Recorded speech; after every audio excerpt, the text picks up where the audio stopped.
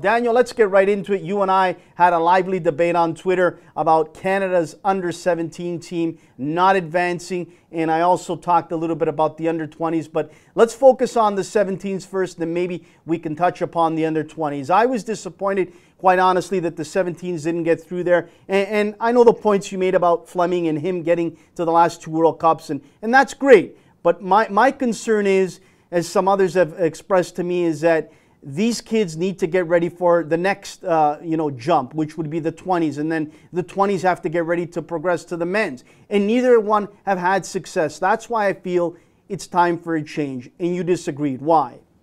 Well, first of all, I think it's important to say that I'm also, as a fan of Canadian soccer, disappointed that the team won't be making the U17 World Cup this year. I should make clear, of course, that the team winning would be my ideal situation. Them getting to the World Cup would be an ideal situation for everybody because, as head coach Sean Fleming has said in the past, of course the World Cup is a great accomplishment in and of itself in getting there, but especially at this age for these kids, playing in, like you just said, Anthony, playing in important games with a lot on the line, it does help prepare them to move up the ladder to get to that next level, under 20 or the senior national team. And as well, it's a good situation for these players to just get their names out there and get themselves on the radar. A couple of the players who had a big impact with the under-17 men's team at the CONCACAF Championships actually aren't associated with clubs right now. And so going to the U17 and their faces out there and hopefully open some eyes. So, I should make clear that yes, it would have been a lot better had they made it through and got to the World Cup. But the point that you were making that got us going back and forth was whether or not this result should cost Sean Fleming his job. And the point that I was trying to make is that the U17 level is always going to be very, very difficult to predict. He took two essentially completely different groups of kids to the past two World Cups, and that was after Canada had been out of the U17 World Cup for 16 years. There was a 16-year gap between us qualifying in 2011 and the previous time that we qualified back in 1995. So that was no small accomplishment in and of itself. Qualifying again 2 years later, a good accomplishment, and it got us to the place where we kind of thought, all right, this is something that Canada does automatically, getting to this World Cup. And as we saw, as we've seen many times in CONCACAF, nothing is automatic for Canada. But when you look at the tournament that the team did put together, 3 wins, a draw against Mexico, and of course the 2 losses to close out the tournament, is it disappointing? Do we wish that the team had done better? Yes. But as Fleming has said, and this is maybe a reason why I have a bit of a soft spot for him, is everything that he said shows that he understands his role within the Canadian soccer system. As in, yes, of course, wins are ideal and getting results is ideal, but he understands that his goal is to prepare those players to move up that ladder. And he sees his success as the players that he coaches making their way into the U20 squad, into the senior team, and into professional teams. And we're starting to see some of those players that he took to the 2011-2013 U17 World Cups making their way up into professional environments, for example, with some of our Canadian MLS teams. But Daniel, not to interrupt, but maybe some of that is the player themselves just developing on their own, getting better and better and working hard at it. Maybe it's not Coach Fleming that helped them to get to where they're at today, because to me, look, that's fine and dandy that he got to the last 2 World Cups, but I think that, as I said to you on Twitter, it's time for a new voice, new tactics, new leadership, freshening up. I know this age group quite well because my son is this age group. And a kid like Tristan Borgs, who my son played with, he's an outstanding talent. I wouldn't be surprised if he's in Europe one day with a club. I wouldn't be one bit surprised. Gabriel Bokai, another kid who I know quite well, a fabulous talent with TFC. Saw him up and close many a time. So to me, is where I get upset is that how do we give this guy another opportunity? Why don't we try something different for a change and say, hey, you didn't make it through, Sean. It's time that we let someone else take the reins. Maybe give him another role within the Canadian system.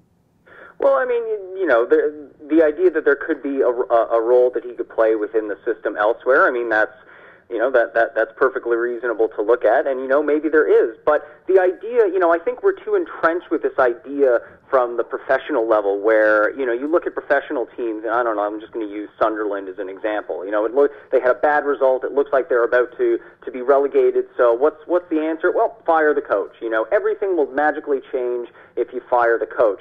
But that sort of mindset, it's problematic on its own, but it really especially doesn't apply in a situation like this, where the team that, when Canada is looking to qualify for the 2017 Under-17 World Cup, whoever the coach is, whether it's Sean Fleming or somebody else, it's going to be a completely different group of kids, maybe with a few exceptions, possibly, from the team that went into this qualifying tournament, and the team that was in 2013 was completely different. The team that was in 2011 was completely different. So I'm not saying there is nobody out there that could do a better job than Sean Fleming. But I do. I got a name that I think would be perfect to be the head coach of Canada's men's under-17 team. Knows that age inside out, has been at the grassroots levels for ages. And I'll throw it out there, and I know he's already got a guest coaching position with the Pan American teams in Canada, and that's Carmen Asako. Carmen Asako or even Anthony Capitos, the two guys that know this city inside out, this province, this country. And I'll throw in another guy, Michael Stefano, TFC Academy. Here's another guy that had a ton of success in League One. There's three guys. When people say, Anthony, who would you replace Fleming with if you get rid of him? I gave three guys right there. Would you hesitate to put any one of these three guys in that position, Daniel? Well, I'll admit that you obviously have a closer working relationship with those three guys. You have a greater knowledge of their experiences and their qualifications than I would. So, I'm not going to come on your program and say Fleming is better than any of those guys, because I honestly don't have the information to say one way or another. All that I was attempting to, as I was saying, are there people out there that that could do the same job or even a better job than Sean Fleming did? Sure, but that exact same statement could be applied to any coach in any team in any scenario. You bring in a new voice and a new approach to any team, things are going to be done differently. Maybe it'll be better, maybe it will be worse. So to me, I look at it, the purpose and the focus of the Under-17 program, to me, as someone who is a follower of the Canadian program, a follower of the men's national team, what I look at is the Under-17 program accomplishing its goals, which is getting players into situations where they can then move up the ladder, move up to the Under-20 team, move up to the senior national team, and move into these professional environments. And all I'm saying is that based on the body of work that Sean Fleming's put forward so far, he seems to have done a pretty decent, job of what he's done. Now, is this going to be the hill that I'm going to die on? Am I going to say that, the future of the men's national program rests in who's managing our Under-17 program? It doesn't. It's all part of one big living, breathing infrastructure where all the pieces have to fit in with one another. But what I am saying is that whoever is in that role as our Under-17 head coach, I want someone to be there that has a good understanding of how to work with these kids, what to instill in their minds, and where that team and that program fits within the bigger infrastructure. I think, based on what we've seen over the last three qualification cycles, that Sean Fleming has done a pretty good job of it. But I also agree that maybe some of the guys you mentioned, maybe there are other people out there who also could do that same job. So I my point is that with so much change and so much uncertainty within Canadian soccer, if you have someone that's doing their job well, it's almost a matter of if it ain't broke, don't fix it. No, I agree. Listen, I agree with those points you made, Daniel. I just think, like I said, maybe it is just time for a fresh voice, a fresh leader. Just before we let you go, Daniel, we got a couple minutes. I want to get your thoughts on the Under-20. Maybe you could, swing me back to the other side and convincing me and giving Fleming another shot at it. I wouldn't have a big problem with that. I really wouldn't. But to me, the bigger issue is Gail, the Under-20 men's coach. Here's a guy, well, I don't know where you stand with that situation, that had stud player after stud player. I think this is probably, in my opinion anyway, one of the best Under-20 team Canada's had in a long time. The #1 pick in MLS draft, Lauren. Jordan Hamilton. Marco Carducci, an outstanding keeper with the Whitecaps. and on and on and on. I mean, Marco Bustos. I don't know who else am I missing. Luca Gasparotto. And this guy doesn't get the job done. So how do we keep this guy still employed as a coach in Canada's system? This is what boggles my mind. Yeah, I mean, if for throwing out names who were on that team, you look at, you've also got guys like Michael Petrasso, who was there, Keons Froese, who's coming up with the Whitecaps, Sam Adekugbe, who was, on the MLS Player of the Week list from this past week. And so, yeah, I think that everybody looked at that under-20 team and they said that is, this is one of the most promising groups of players that we've had at that age in a long time. And, so what it comes down to is we need to look and say, because there has been a tendency, I think, because there's been not very much success for a senior men's national team, I think we as Canadian fans have a tendency when any player shows promise, we're very quick to anoint that, well, they're the savior, they're the one that's going to lead us out of the wilderness. And we looked at this U20 group and said, this is the group that's going to lead us out of the wilderness. Obviously, they did not do that. They kind of did the exact opposite of what the U17s did in their group stage play. And I think at the U20 level, there is a bit more, rightfully so, a bit more emphasis on success, on results, on getting to that World Cup, because by this age, most of these players are or should be in fully professional environments.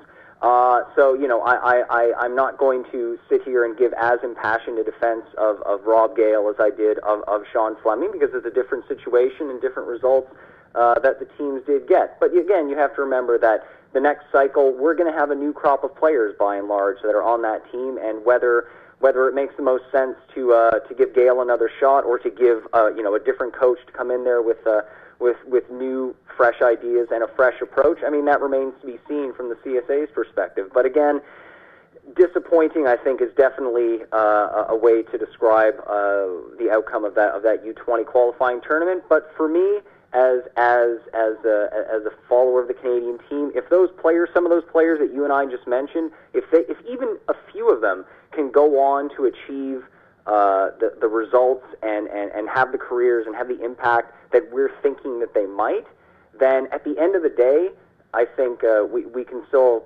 classify this crop of U20s as having been a success. But again, we're gonna have to wait to see if and when that comes to pass. You're bang on, and I'm getting excited already for the World Cup qualifiers coming in the summer here, and I'm sure you are. And you did a great piece on Marcel de Jong. He will be our guest in 15 minutes' time. Great of you to join us, Daniel. People can read it at MLSsoccer.com. You did a piece on Marcel de Jong. And let's also hope, Daniel, I don't know if you've heard, I'm sure you have, let's also hope that Daniil Henry, his injury isn't as severe as people have said, because that'll be a massive blow for Canada, my friend.